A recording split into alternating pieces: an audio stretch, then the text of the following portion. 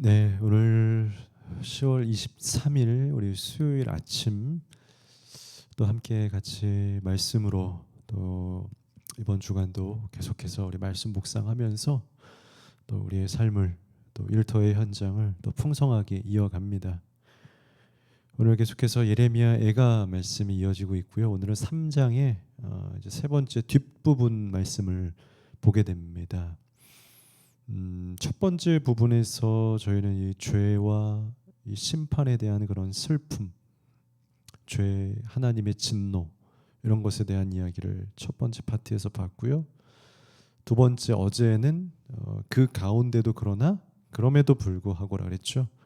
하나님은 그래서 그렇기 때문에 인과응보에 너희가 그렇게 했으니 이렇게다가 아니라 그럼에도 불구하고 그러나 우리를 구원하시는 하나님, 그 하나님께 소망이 있다 같이 나누었습니다. 그리고 오늘은 이제 그 전체적인 맥락이 이렇게 세 등분으로 잘라져 있지만 결론부에 그러니 오늘은 따지면 그럼에도 불구하고가 아니라 그러니 이제는 그렇기 때문에 이제 우리에게 말하는 거죠. 여호와께 돌아가야 한다. 하나님께 돌아가야 한다.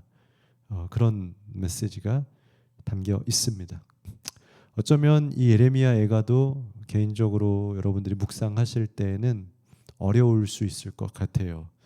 왜냐하면 또 비슷한 이야기들이거든요. 다 같은 이야기, 비슷한 이야기가 이렇게 담겨 있기 때문에 뭐라고 말할까요?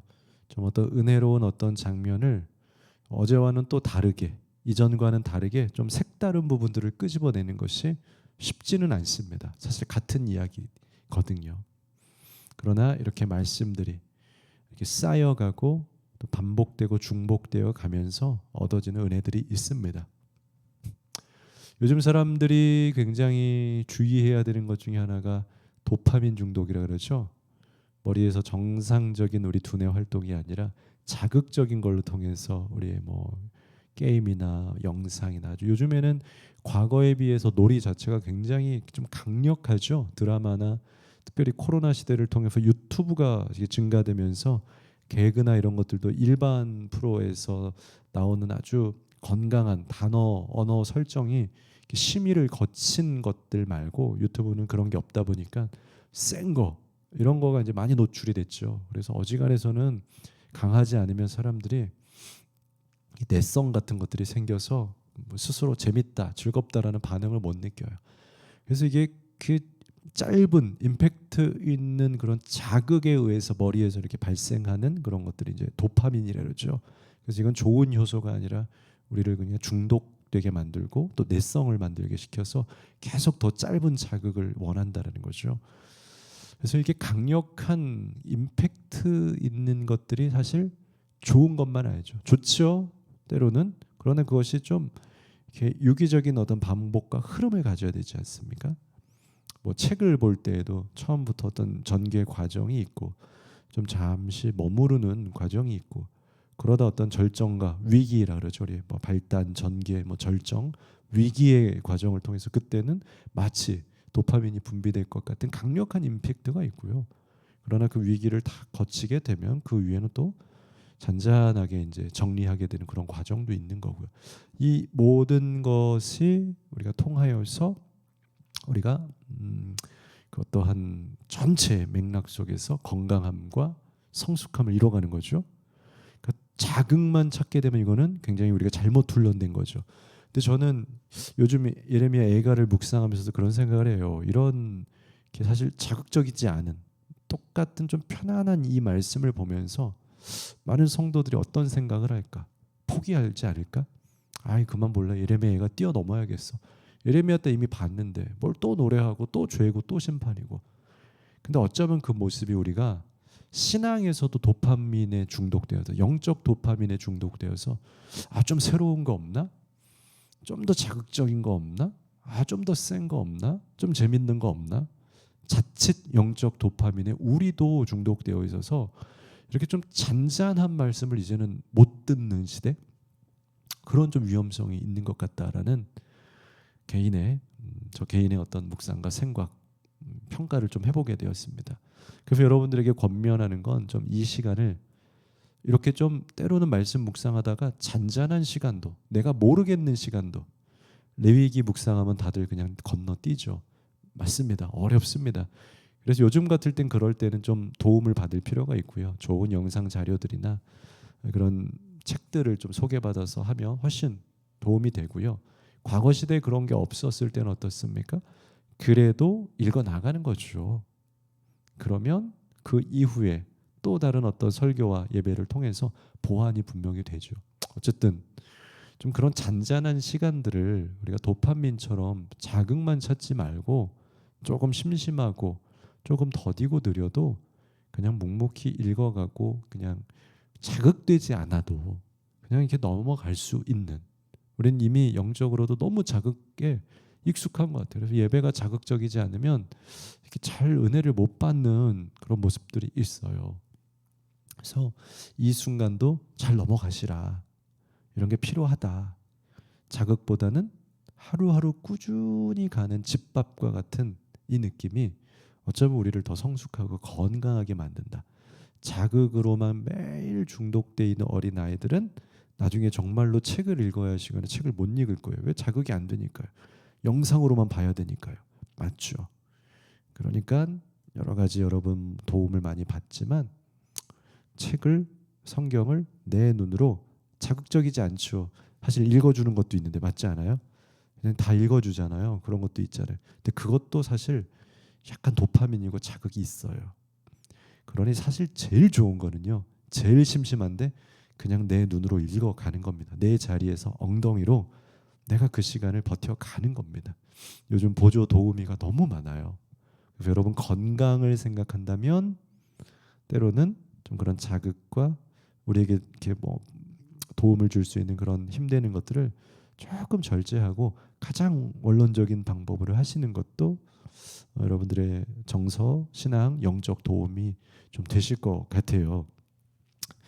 그래서 오늘 말씀은 결론적인 부분으로, 이 3장의 결론 부분으로 결국 그러니 돌아가자. 그러니 하나님밖에 없다. 그러니 여호와께로 돌아가는 게 정답이다.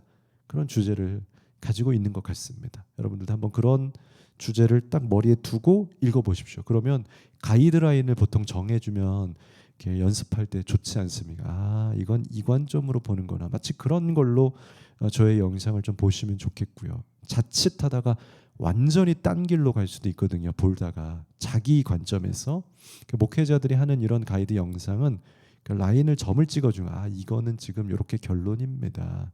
이거는 지금 이 탄식 속에서 결국 하나님만이 이 슬픔을 가시게 해주고 하나님만이 우리를 도우신다라는 그 가이드 라인입니다.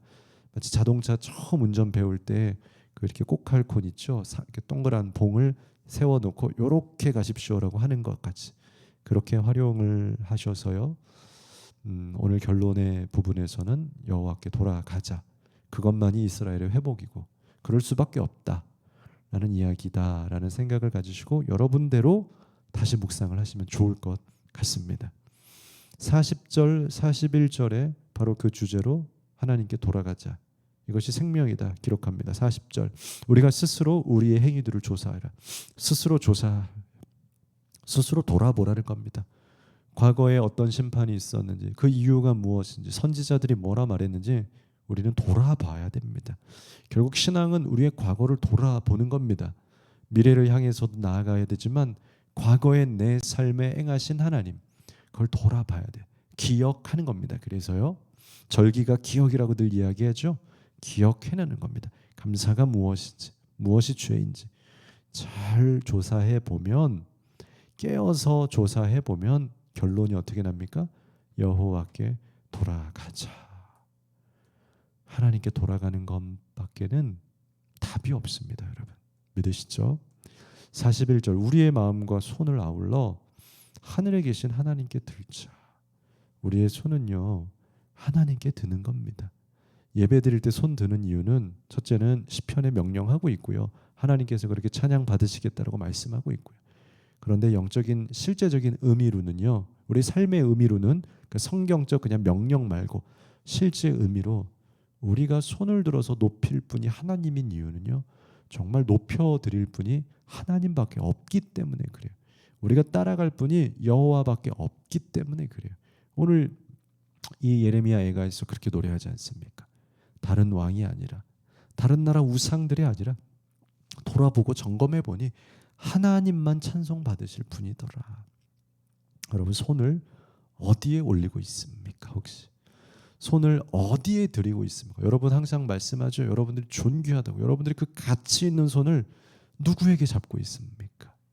여러분 너무나 어마어마한 그 손과 은혜를 어디에 쓰고 있어요? 너무 아쉬워요. 정말 가치 있고 아름다운 여러분들의 손을 어디에 내어드리고 있는지 드릴 만한 곳에, 생명이 되는 곳에 드리십시오. 42절부터 47절까지 하나님이 죄를 미워하시고 반드시 죄는 심판하시는 공의의 하나님이시다라는 것을, 하나님은 그렇기 때문에 우리는 그 공의 아래에서 심판받은 것이고, 그 하나님이 공의의 하나님, 심판하시는 하나님이기 때문에 그분 앞에 돌아가서 의로 또 하나님께 돌아가면 그분은 공의롭게 회복하실 것이다라는 것, 정말 진정한 재판관이시다라는 것 볼 수가 있습니다. 42절, 우리의 범죄함과 우리의 반역함을 주께서 사하지 아니하시고, 맞아요. 하나님은 죄를 미워하신다 말씀하셨어요. 하나님은 죄를 결단코 미워하시고 사하지 않으세요. 그게 하나님의 원칙입니다. 진노로 자신을 가리시고 우리를 추격하시며 죄지은 자를 추격하십니다. 가만히 두지 않는다는, 반드시 심판하시고 긍휼을 베풀지 아니하셨네. 이스라엘의 범죄를 그냥 두지 않는다라는 겁니다. 이거는 구원과 은혜의 관점이 아닌 거예요. 죄의 관점인 거예요. 하나님은 죄를 그만큼 미워하셔서 반드시, 그러나 은혜의 관점으로 들어가서 다른 방면으로 보면 하나님은 우리를 사랑하시기 때문에 그 죄를 어떻게든 해결하시기 위해서 예배를 주시고 대속을 허락하셨죠. 그러나 죄라는 것 자체를 볼 때 하나님은 절대 용납하지 않으시는, 죄를 미워하시는 하나님이십니다. 44절에 주께서 구름으로 자신을 가리사 기도가 상달되지 못하게 하시고 우리를 문 나라 가운데서 쓰레기와 폐물로 삼으셨습니다. 여러분 죄 가운데서 기도하는 것, 죄 가운데서 하나님 찾는 것 다 하나님께서 받지도 않으시고 상달도 않으시고 쓰레기와 폐물로 받으시다라는 겁니다. 46, 47절, 우리의 모든 원수들이 우리를 향해서 그들의 입을 크게 벌렸나이다. 결국에 죄로 우상으로 패역하였던 이스라엘은 결국 그 모든 원수들이 하나님의 도구를 통하여서 이스라엘은 공격받았고요. 이방 나라들이 그들을 먹잇감으로 입을 벌려 먹게 됩니다. 47절, 두려움과 함정과 파멸과 멸망이 우리에게 임하였도다. 그러니 우리 인생 자체가 구원론적인 관점에서 하나님의 은혜를 깨닫지 못하고 우상으로 살아가던 인생들은 공의의 하나님 아래에서 두려움과 함정과 파멸, 멸망이 임할 거라는 겁니다. 48절부터 51절, 결국 그 공의의 하나님 앞에서 죄를 해결하지 못한 모든 인생, 죄를 좋아했던, 죄에게 손을 들었던 인생은 슬픔이다. 그 인생은 슬픔과 눈물이다. 48절, 딸 내 백성의 파멸로 말미암아 내 눈에는 눈물이 시내처럼 흐르도다. 그 죄로 인한 눈물이, 슬픔의 그 대가가 흐르게 됩니다. 49절, 내 눈에 흐르는 눈물이 그치지 아니하고 쉬지 아니 멈추지 않는 눈물, 여호와께서 하늘에서 살피시고 돌아보실 때까지니라. 나의 성읍의 모든 여자들을 내 눈으로 보니 내 심령이 상하도다. 이 성읍에서 고통당하고 아파하고 있는 백성들을 보니 마음이 아파다라는 겁니다. 예레미야 애가의 이 저자의 이 노래를 부르는 자기 1인칭의 시점인 겁니다. 가슴이 아프고 이 백성들의 고통을 보니, 눈물을 흘리는 백성들을 보니, 그들이 성전을 잃고 고향을 잃었을 때 얼마나 많이 울었겠습니까? 그들이 포로로 끌려가서 왕이 저주받고 왕이 포로의 신세가 되었을 때 그들이 얼마나 큰 상심과 낙심 가운데 있었겠습니까? 패배감과 절망 가운데 있었겠습니까? 마지막 52절에서 54절, 원수들의 공격이 너무나 많습니다. 하나님은 그 원수들을 통하여서 이스라엘을 회복하기 위해서 도구로 사용하셨습니다. 물론 그 원수들도 하나님의 나라를 공격했기 때문에 결국엔 또다시 심판 받게 되죠. 여호와의 나라를 공격했다는 이유로 다 무너지게 되죠. 그러나 이스라엘은 그 죄의 과정, 심판의 과정 가운데서는 참 많은 공격을 받았습니다. 그들이 피할 곳은 하나님밖에 없습니다. 52절 나의 원수들이 이유 없이 나를 새처럼 사냥하는도다. 이스라엘 자기 1인칭 시점에서 말하는 거예요. 공격 바벨론이 아수르가 나를 공격하는 거 어떻게 새처럼요. 막 날아가는 새를 잡듯이 독수리가 달려와서 나를 공격한다는 겁니다. 그들의 내 생명을 끊으려고 나를 구덩이에 넣고 그 위에 돌을 던지며 물이 내 머리 위로 넘치니 내가 스스로 이르기를 이제는 멸절되었도다. 야, 이제 이스라엘 끝났다. 완전히 멸망, 끝내 무너지게 하는 역사들이 실제로 북이스라엘과 남유다에 일어나게 되어서 완전히 이스라엘의 왕가는 무너지게 됩니다. 그것이 죄의 무서움인 겁니다. 이 전쟁을 통해서 우리가 볼 수 있는 건 하나님을 모르는 인생, 죄, 하나님보다 세상을 섬겼던 인생의 무너짐이 얼마나 극렬한지를 보여주는 겁니다. 그러니 결국 그 모든 시간을 통해서 하나님은 로맨티스트입니다. 기다리고 있는 겁니다. 이제 알았니? 그 우상이 널 좋아하는 게 아니야. 그 세상이 널 위해 준 게 아니야. 그들은 죽음의 바이러스고 사망의 바이러스야. 그들이 널 먹어 삼켰지 않니? 나에게 돌아와라. 생명의 우리 에덴에서의처럼 생명으로 우리 다시 살아가자. 복된 인생, 진짜 복을 향해서 살아가자. 우리는 복이라고 구하면서 우리가 구하고 있는 게 복이 아닌 걸 여러분 아시죠? 모르시나요? 많은 분들이 대부분의 많은 분들이 복을 주시옵소서라고 구하고 있는데 사실상 우리는 진짜 성경적 복을 구하고 있지 않아요. 하나님이 아브라함에게 복 주시겠다고 하셨던 복은 단순한 돈, 명예, 지위 그러한 물질 세계가 아니에요, 여러분. 우리는 근데 그것만 구하면서 복을 주십시오라고 하고 있죠. 아직 우리가 하나님을 잘 모르고 있는 거예요. 그래서 하나님은 우리를 교육하고 훈련하시고 기다리고 계신 거예요. 여러분 하나님께 돌아가십시오. 하나님 진짜 하나님의 복을 달라고, 하나님의 나라를 허락해 달라고 우리는 나아가야 됩니다. 여호와께 기도하겠습니다. 하나님 감사합니다. 오늘도 이 예레미야 애가의 말씀처럼 정말 하나님께 돌아갈 수 있는, 결국 우리의 인생에서 우리가 돌아봄을 통하여서 과거를 기억함을 통하여서 우리의 삶에 있었던 아픔과 슬픔의 그 많은 경험들을 통하여서 하나님만이 우리가 손들, 하나님만이 우리가 경배해야 될 그 높으신 하나님의 대상임을 기억하며 여호와께 다시 한번 돌아가기로 결단하는 우리들의 인생이 되게 하여 주옵소서. 예수님의 이름으로 감사하며 기도합니다. 아멘.